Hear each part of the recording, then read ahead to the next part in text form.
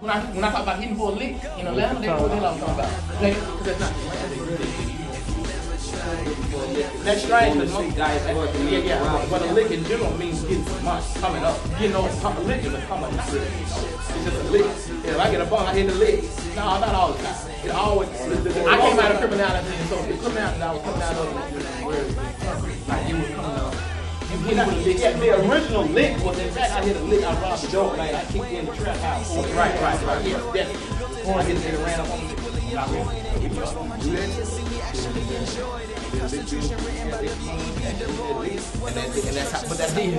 That's why the black colonialism can never be defined. It can't never be isolated.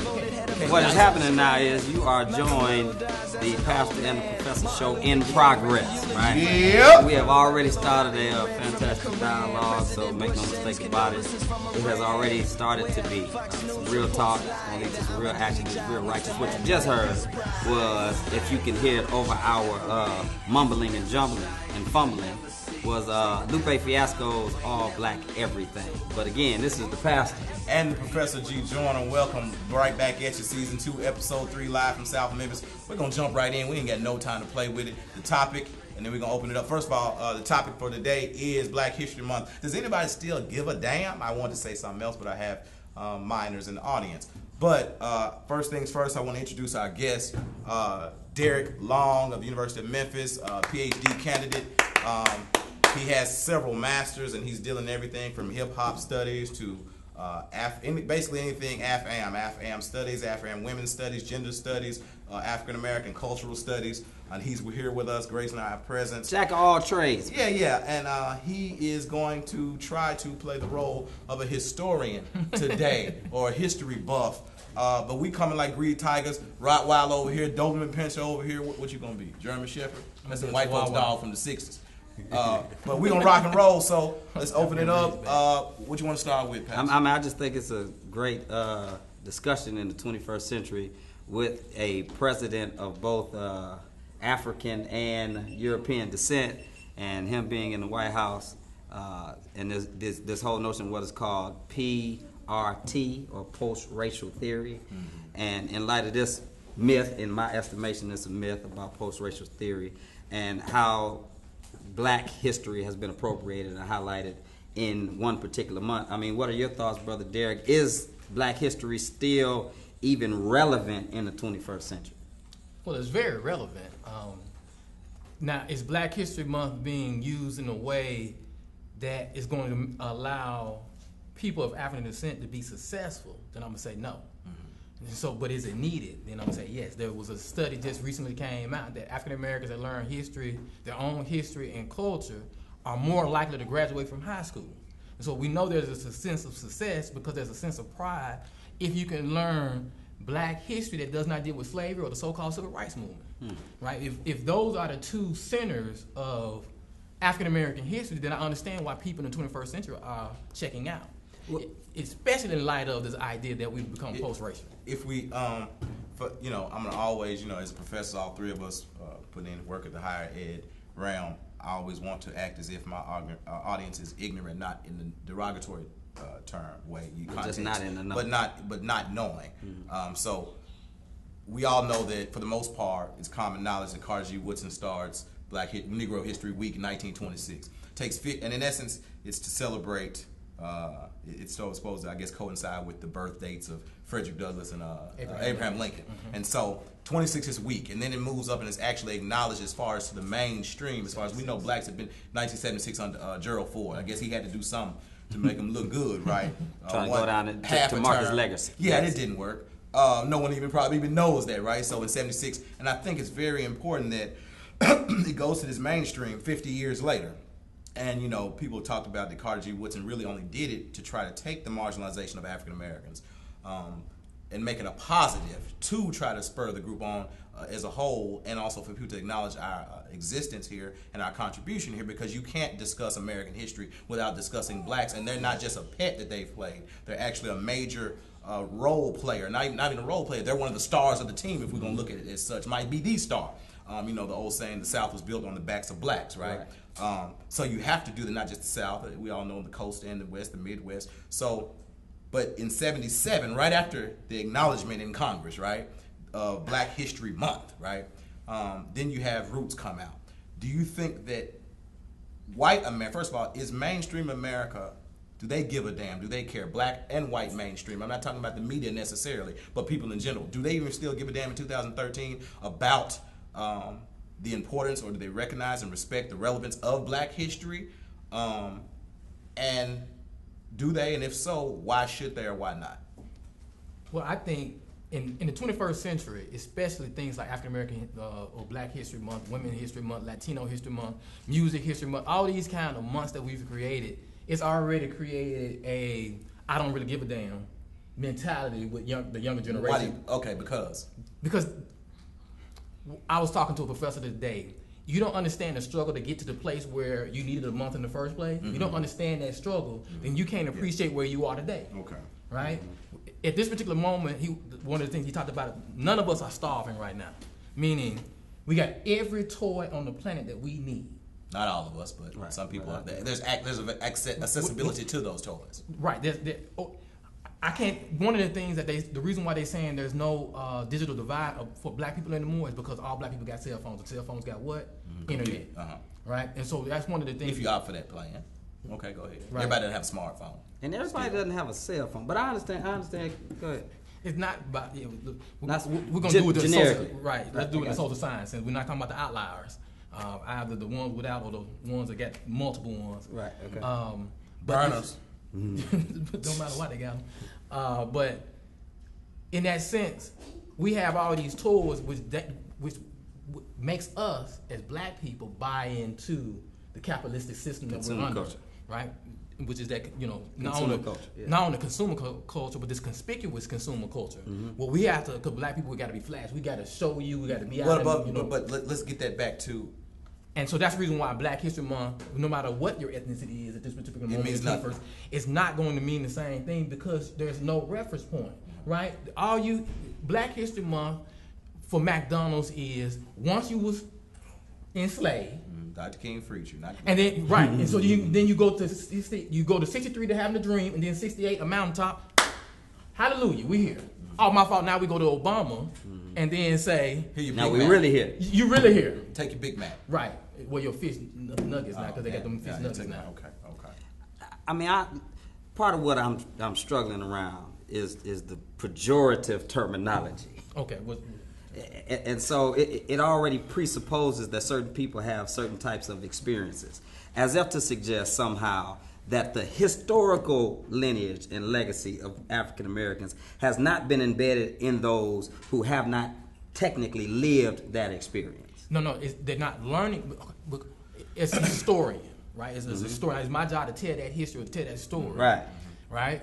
Nobody wants to hear that story, right? We as a modern day griot, we're not being looked to learn because we create those dichotomies, right?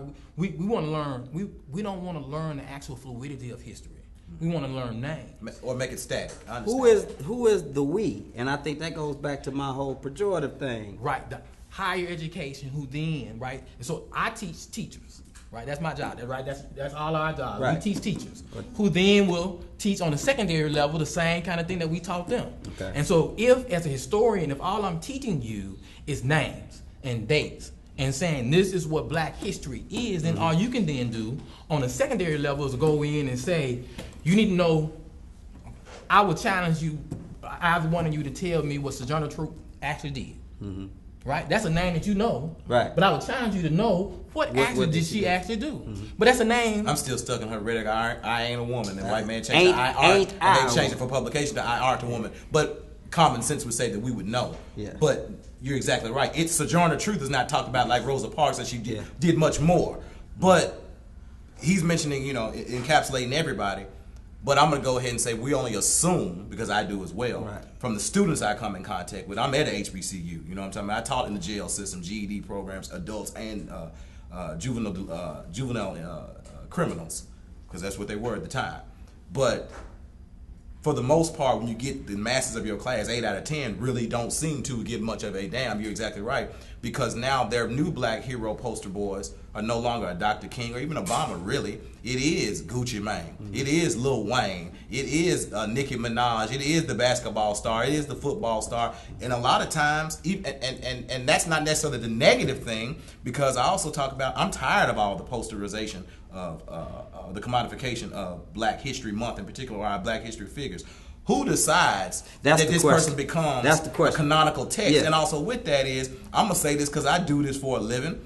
Why ain't your professor a black hero to you? Why ain't your pastor? Why ain't your history professor? Why isn't your financier? Why ain't your mama or your daddy your black history figure? So the media ignores all that, and it's easy to make it that one type of tribute in a video clip. And you're right. To me, it seems like there's a lack of respect from not only our people, but the outside too. I don't really hear non-black people even thinking about the celebration of Black History Month. And let me double up on that with a comment or a tweet from one of our correspondents who said, in essence, the only people who are celebrated in this segment of the world during Black History Month are what she calls, Chandra Kamaria calls the quote-unquote safe blacks. Not necessarily. And so, whether or not that is the case, my question on the piggyback of yours is similar to what you said. Who defines and decides the canonical figures? Who gets to be celebrated? Well, my expertise is not on mainstream America. My expertise is on black people. So but when I think about Black History Month, it's a cookie cutter. Do you cover the posterized cookie cutter gingerbread men though in your courses? In your classes is the question. Yes, not or really, no? not really. Ever? You never mentioned those all stars. Oh, you talking about like those names, those big name people? Yeah, you do that, right? I mentioned them, but I add the more fluidity Yes. that goes with who they actually were and what they're connected to, and the movements and each other, but not. Are they primary figures, or you make them secondary? For instance, I make everyday people. Would you talk about Ella? Okay, so you would mention Ella Baker, and then happen to mention her connection with Dr. King and how Dr. King was chosen. Right. You would do that. Well, how Dr. King was chosen really had nothing to do with Ella Baker, but yeah, I would. But in essence, she's kind of, as far as not only being a female, but a black female that, she was putting in hard, heavy work. Now I would talk about how she challenged his black masculinity all the time, and how she was the only woman in NCLC and a non-preacher. I would talk about those kind of things and their sexism and their riff too, right? That went in with her doing that, and the reason why we have a SNCC is because of her, right? And so those kind of things, yes. Like we could talk about Bill Weddington.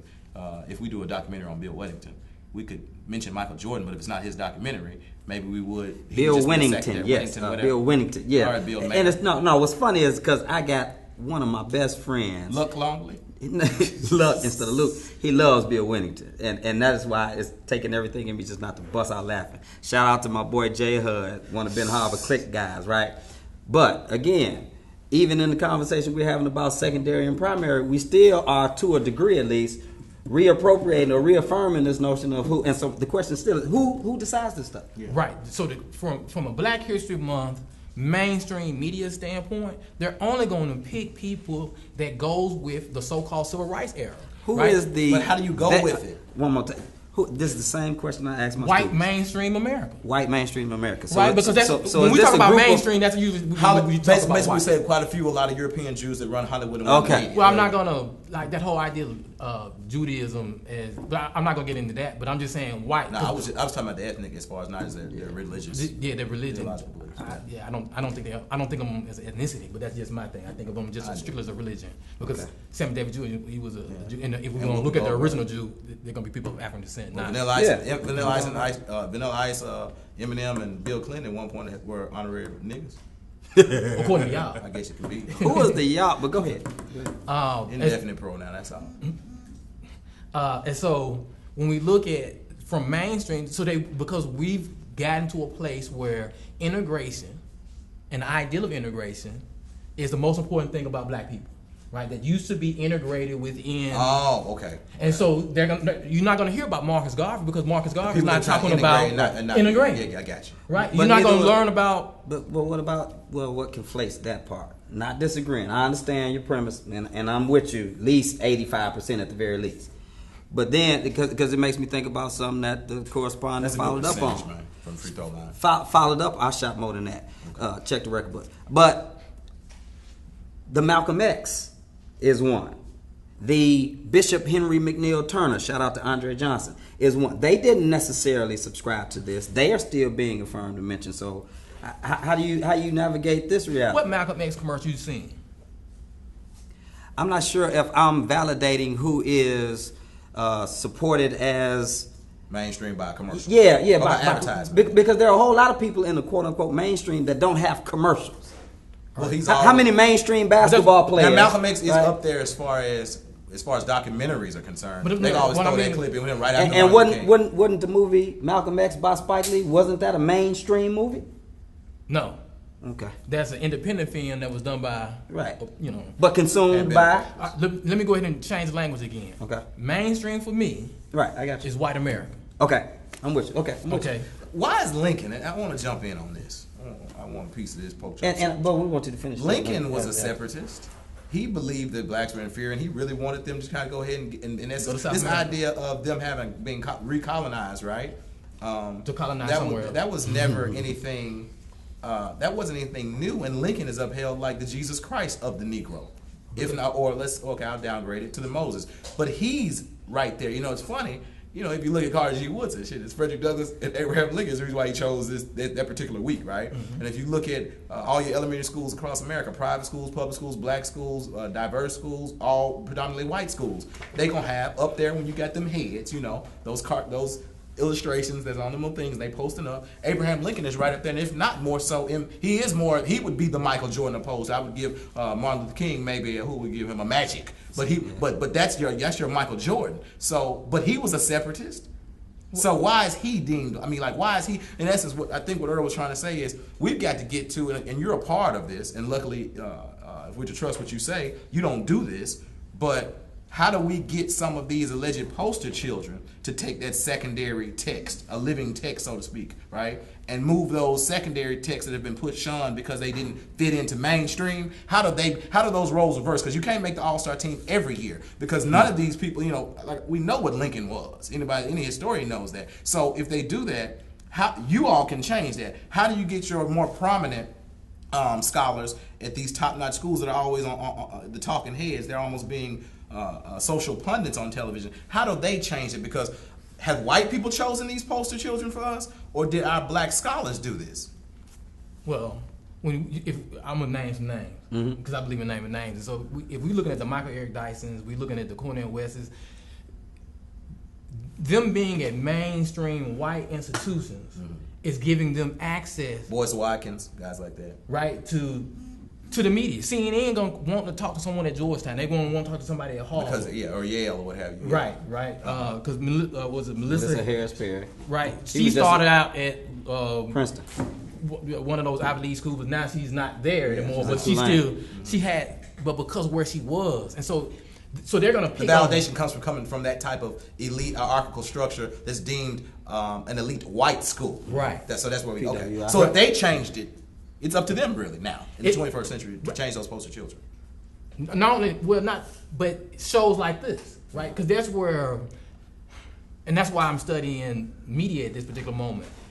We have in our hands the ability to do what Oscar Micheaux dreamed he could do. Yeah, I love this word. Right? And so it's us and our ability to put ourselves out on Twitter, to Facebook, blogging, creating websites, creating shows. Like, we are creators and we are producers and consumers at the same time. Right. So instead of, and that's where I talk about everyday people, in my classes and stuff, because it's everyday people that make movements. Yeah. And not these so-called, leaders or whatnot. And so I'm not gonna put it on what the Western stuff can do, but what can we do? Right? And so what we can do is, like I said, we can produce shows like this. We can create our own newspapers and magazines. And become and push ourselves into the mainstream. And not even trying to, because once again, my audience isn't the mainstream. But my audience is for black folks. And so I'm trying to get black people to understand who they are, because for Black History Month, and so when you did that lineage of Black History Month, right, from 26 to 76, right? 76 is when it became about white people. 26 to 75 was about black people. It was about black people learning about black people. I'll say that through my works and lived. You're exactly right. Right, and so I want to get back to that 75 year, not that 76 year. So it's not about it.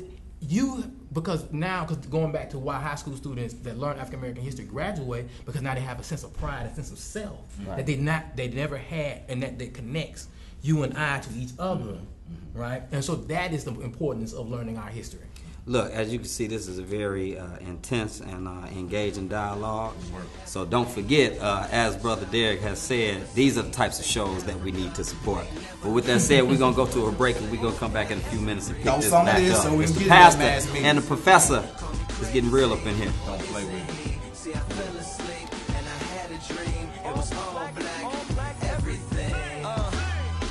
Exploited. White man ain't fear it, so he did not destroy it. We ain't work for free, see they had to employ it. Built it up together, so we equally appointed. First 400